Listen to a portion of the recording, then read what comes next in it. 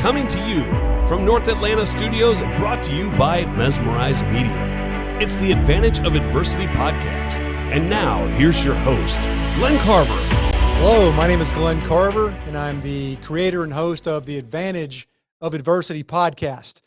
We are so excited to be bringing this podcast to you, to launching this podcast, and bringing you some phenomenal content. And I'm just excited about who we're going to have as guest immediately and over the course of the years. But the mission of this podcast is to showcase inspiring people who have incredible stories about dealing with adversity, either in their personal or professional lives.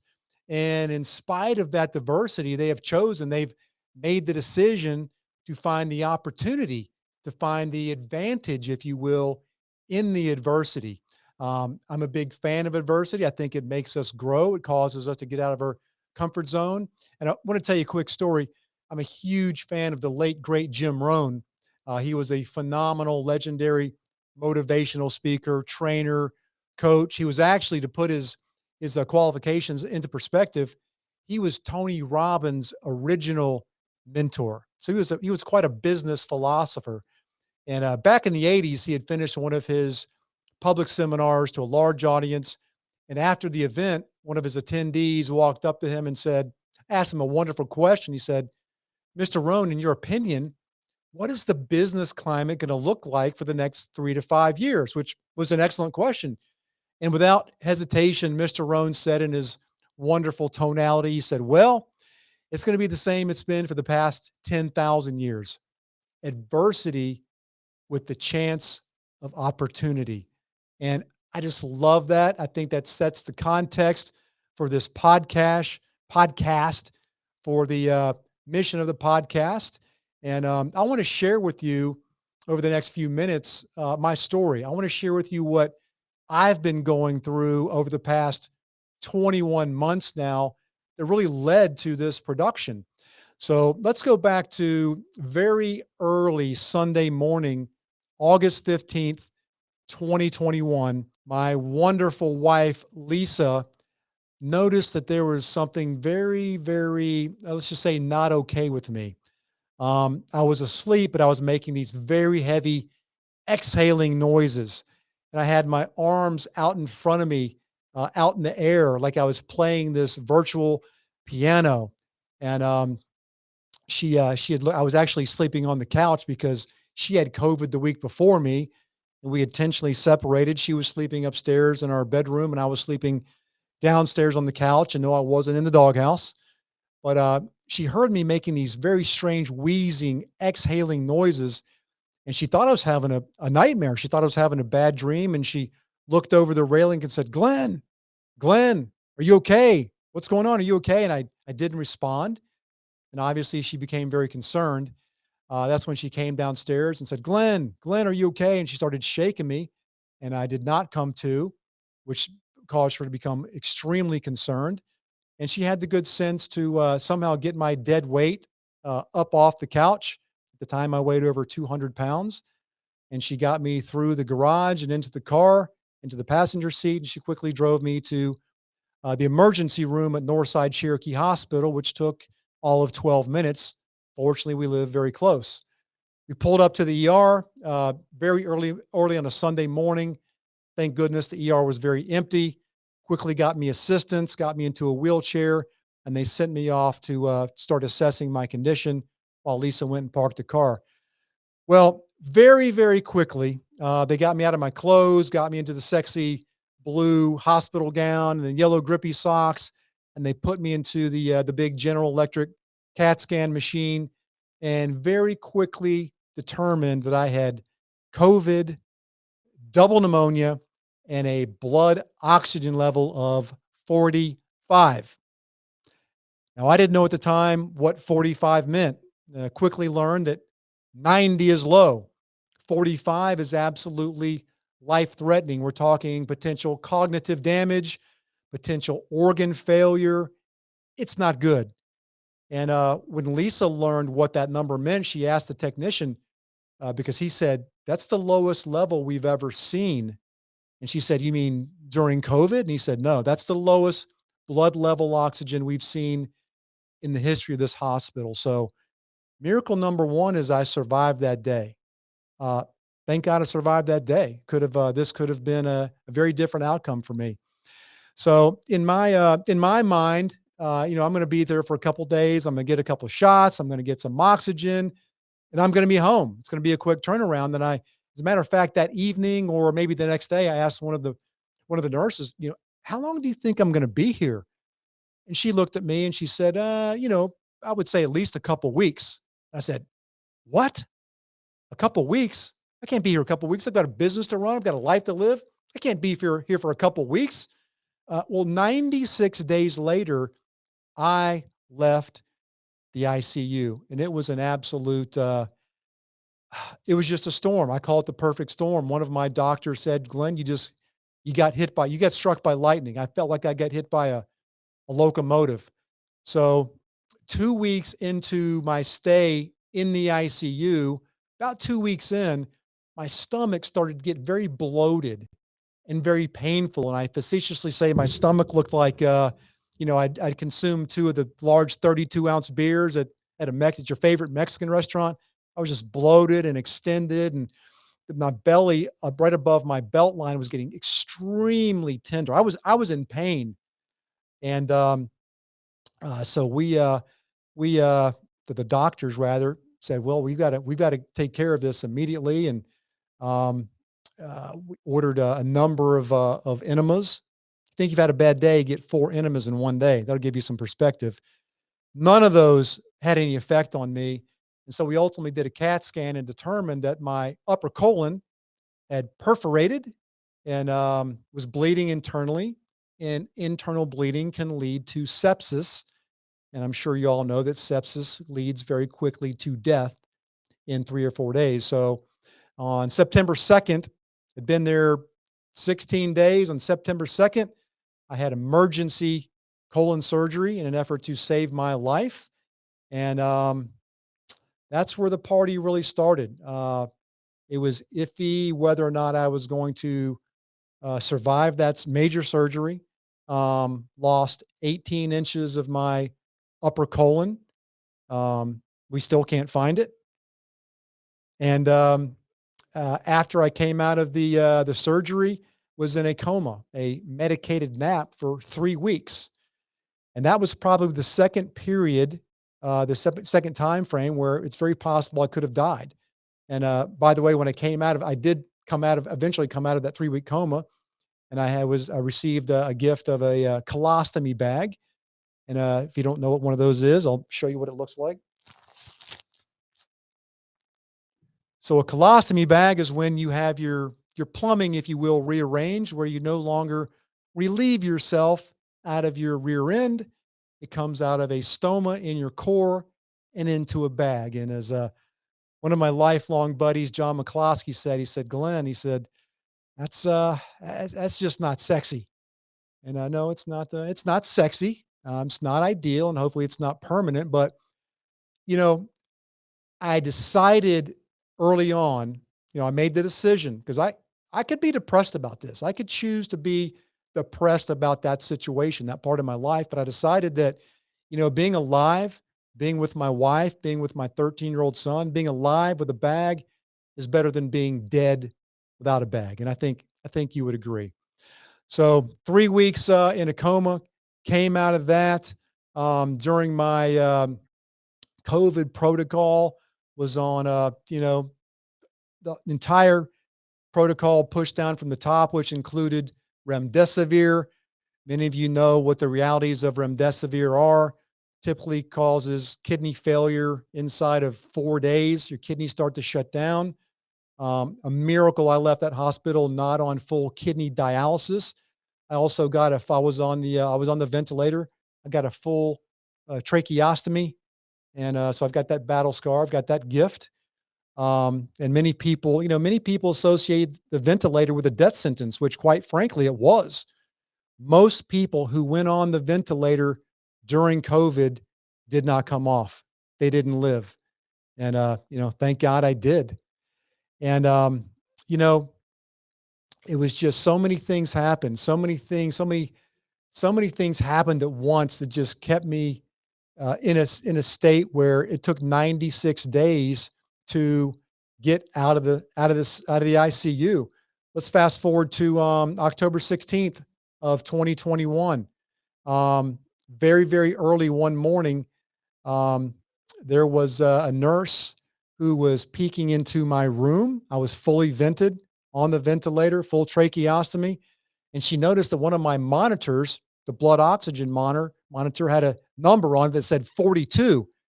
I don't think she had ever seen a number 42 before, and she got very concerned and started looking around. And fortunately, right down the hall, walking towards her, my room was right across from the nurse's desk. Um, Up the hall was walking Lucas Uraya, who happens to be my favorite all-time ICU nurse. And she said, Lucas, 42, 42. And he said, what's 42? She said, one of the machines says 42. And he's thinking, that's not a good number. There's no machine in that room that should say 42. So he scuttled down the room, opened the door, walked into my room, and he saw me. And he told me afterwards, after the fact, he said, Glenn, when I walked into your room, your eyes were rolled back in your head, your tongue was sticking out, and you were as gray as that plastic trash can over there. Your ventilator had come off of your tracheostomy. You had stopped breathing. Your heart had stopped beating, and you were going to be dead. I mean, I guess you could make a case. Technically, I was dead for a very short period of time. Thank God, Lucas was a former Army medic in Afghanistan. He spent 9 months in Afghanistan, so he knew about CPR, and he immediately started compressions on me. He did 3 rounds of compressions. Oh, by the way, they immediately hit the code blue button, which sounded the alarms. And code blue means somebody is about to die, all hands on deck. So Lucas started the first round of compression on my chest. He's told me that oftentimes he breaks people's ribs when he's doing compression, particularly on an elderly, frail person. Fortunately, my ribs were not broken. But after the first round of compression, nothing happened. So he immediately started the second round of compression, and things started to turn for the better. Started breathing again, and after the third round of compressions, I was breathing. The color came back to my skin color, and eyes adjusted. I remember none of this, by the way. I had no idea any of this happened. But Lucas said that was it was a clinical code, meaning that perfect execution by the team. There was a 10 or 12 people in the room once the code blue alarms went off, and they saved my life. Absolutely, positively saved my life on October 16th, or probably the third time in the 96 days I was in the ICU, because I could have died. Day number one was when I showed up with day one with the blood oxygen level 45. Number two was being in a coma for 3 weeks after the emergency colon surgery. And then the third time was after my heart stopped beating. So it's just it's awesomely humbling, and it just makes me think, why me? Because so many people died during COVID in the ICU. As a matter of fact, let's fast forward to March of 2022. I reconnected with Lucas, and we met at Panera to have some coffee because I wanted to hear his story. I wanted to hear his perspective of what I went through in that ICU during the 96 days. And he told me something that it's still hard to believe today. And as a matter of fact, I've had him telling me this story several times because I thought, well, maybe he's embellishing the truth. Maybe he's exaggerating these numbers. But he told me, he said that the death toll that he saw in the ICU during his 2.5 years during COVID was orders of magnitude greater than the death toll on the battlefield. I mean, the body bags and the death count was just, it was horrendous. It was heart wrenching, gut wrenching. And he told me that in his 2.5 years as an ICU nurse at Northside Cherokee Hospital, he saw three people go through the entire COVID protocol, including remdesivir and the ventilator, and leave that ICU outside of a body bag. So Do you think I feel compelled to do something great with the balance of my life? You better believe it. And I believe in every fiber of my being that God spared my life. God spared my life to continue to be Grant's daddy. I'm 56 now. I've got a 13-year-old son. There was no way I was leaving him alone. My will to live in that ICU was epic. As a matter of fact, it's incredibly humbling that I became a celebrity in the ICU because of my attitude, because there was so much death and so much darkness that when the doctors and the nurses saw somebody who was so positive and had such a will to live, I brightened their day. So that was an incredible experience for me. But the story to me reminds me of the story of the commercial airliner that goes down and 200 people on board are killed and 3 survive. Why me? Why was I spared? So this podcast that we're launching, and on behalf of myself and the producers, we're so excited about this. We believe in the content. We've got some incredible stories. We've got people like Kit Cummings coming on, the drunken fallen preacher who turned his life around and has been preaching in prisons all over the world. Todd Roseberry, who broke his neck in Mexico, the adversity that he went through. Cynthia Decker, who has been, sexually abused, and her stepson was killed in a car crash. And Tony Perry, who's a real estate developer here in Cherokee County for 40 years, but he got a cancer diagnosis of his throat in 2013, and he's a survivor. So we're going to showcase incredible stories of incredible people who have gone through massive adversity and chosen to find the opportunity. And we're going to bring those stories to you in hopes that it will help you or help somebody help one of your loved ones. So that's only one half of my story. It gets bigger. I thought that was it. But on February 2nd, so I'm out of the hospital, out of the ICU, I'm home, I'm healing. On February 2nd, 2022, I go in for the second colonoscopy of my life to make sure everything is copacetic so I can schedule the reversal surgery of this ostomy bag. And lo and behold, the doctor finds a mass in my rectum. 2 days later, I get the diagnosis I have rectal cancer. So if the ICU wasn't enough, that was the uppercut. The cancer diagnosis, right hook, but I'm still standing. I'm still here. I do have currently stage 4 rectal cancer. To me, amazingly, it doesn't freak me out. I have no anxiety around that label. I never went into a state of fear by choice. And maybe that's the whole purpose of this podcast is we can decide in the moment, regardless of what we're faced with in our lives, we can decide not to freak out. And that's really what this book, Stand in the Heat, is all about. I wrote that book in 2012. Regardless of what you're facing in life, you can decide not to freak out, not to go into a state of anxiety. You can remain calm. And really how you handle adversity in the moment, how you choose to process adversity and darkness is going to literally dictate the quality of your life. So I get the diagnosis, and when you're diagnosed with cancer, my purpose here is not to knock the medical industrial complex, but typically when somebody gets diagnosed with cancer, there's conventional treatment. There's one way, there's one path that most people consider is the only way to go, and that is chemo, radiation, and surgery. Kind of a logical path that we've been conditioned to take. And I'm here to tell you that my wife, Lisa, and I got a nudge. Really, she got the nudge sooner than I did. And we just felt like after the state of my physical condition, after being in the ICU for 96 days, chemotherapy most likely would have killed me. We still believe that to this day. So we decided to go the alternative holistic route, not doing chemotherapy, not doing radiation, not doing surgery. And this is by no means medical advice. It's just cancer is an extremely personal situation. Everybody handles it differently. Everybody processes it differently. Everybody needs to take a different treatment protocol based on your situation.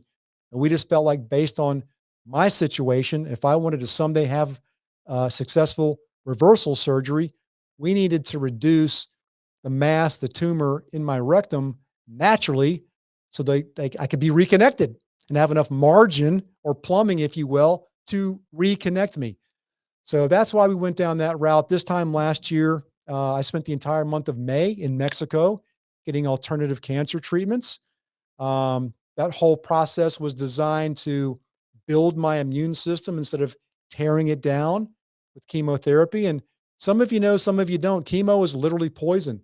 It is a derivative of mustard gas that was discovered or invented back during World War II. And, chemo works for some people, it doesn't for others. A lot of times people die of chemo before they die of cancer. So once again, it's a very, very, very personal decision. But I think what gave me such tremendous faith, and maybe this is an advantage, just knowing that I survived 96 days in that ICU and I did not die where so many people did. I feel like, if there's a God, and if God did spare my life in ICU, why would he or she have me die of cancer a year or two later? That made no sense to me. That made no spiritual sense to me. So in my mind, I'm getting through this. I mean, there's no question. It's just a speed bump. It's part of the process, makes my story a little bigger. I thought this book, Advantage of Adversity, that's coming out in the fall, was going to be just about the ICU experience. Now it's a bigger, better story. So in one way, I'm grateful for that. And, my wife, Lisa, God bless her, she's been just the most unbelievable partner and wife and advocate for me in the ICU, but also post-cancer diagnosis. She's been a health coach for several years. And over the past years, she's become a certified cancer coach. If there's one thing I've learned, I really want you to hear that, if not for yourself or for a loved one, cancer is not a death sentence. It is not a death sentence. It's a label. It's a condition. It's a metabolic condition on one hand. It's an emotional condition on the other. And what we've learned is every form of cancer has its own unique emotional root. And cancer is much more emotional than I ever imagined. So I'm dealing with a lot of healing myself emotionally, a lot of forgiveness myself emotionally for what I've been internalizing over decades. I mean, colorectal cancer is rooted in self-anger. I could line up 1,000 people who know me and say, Glenn's not an angry guy. He's a great guy. He loves life. Tons of friends. I'm not angry to the outside world. I've been very angry internally for a long time about where I thought I should be, maybe professionally and financially based on where I actually am. So as I think it's Don Henley says in one of his songs, just be careful of that stuff. It'll eat you up inside. Be careful what emotions you process. That's literally how we create cancer. I'm not a victim. I created this cancer. God and I are going to heal it. Fact. Period. End of story. So I hope that you will tune in and watch this podcast. Hope that you'll share it with your friends. Share this podcast with somebody who could benefit from the stories that I'm going to be bringing to you. I know in my gut that over the years, we're going to have some phenomenal guests, some famous, most not famous, but all impactful, real, hard-hitting, raw stories that will help you or someone you know deal with their adversity and find the opportunity in adversity, find the advantage in adversity. So, hey, thanks for tuning in. Once again, Glenn Carver coming to you from the podcast studio at Mesmerize Media in North Atlanta. Please share this podcast and please consider subscribing. That's how we fund the channel and grow the channel so we can continue to bring you fantastic content over the years. And once again, always find the opportunity and the advantage in adversity.